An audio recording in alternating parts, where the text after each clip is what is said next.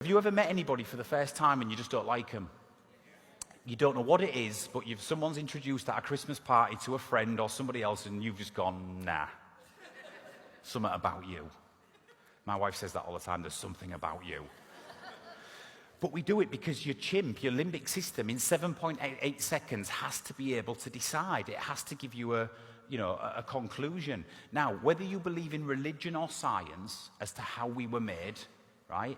Whatever serves you well, religion or science, but however you believe.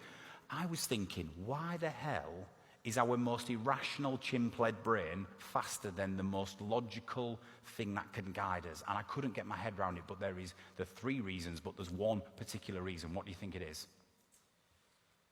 Anyone? What's the main reason our irrational... I nailed it. Only 3 roles to your chimp. And the number one is survival. 2 million years ago, we had to be able to go run. There's a saber-toothed tiger. Don't eat those berries, they're poison. Don't walk off the edge of a cliff, fire burns. We had to have a survival. We're an animal.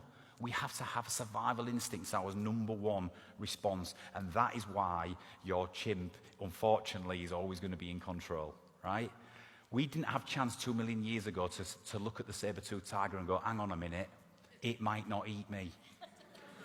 Sod that, run, right? We have to do that.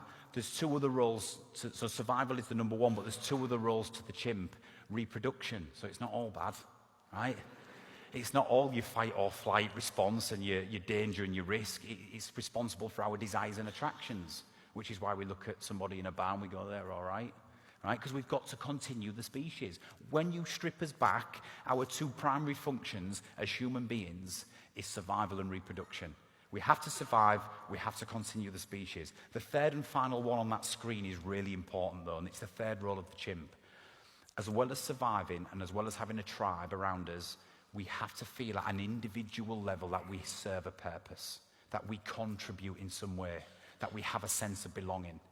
Right? And if we have these 3 things intact, if you think about your life right now and you was to put a tick or a cross against those 3 things, it determines your level of self-fulfillment and happiness. If we are surviving and we're not under threat and we're not at risk, if our tribe around us are safe, and if we at an individual level feel like we contribute and we have purpose, we are one hell of a motivated human being.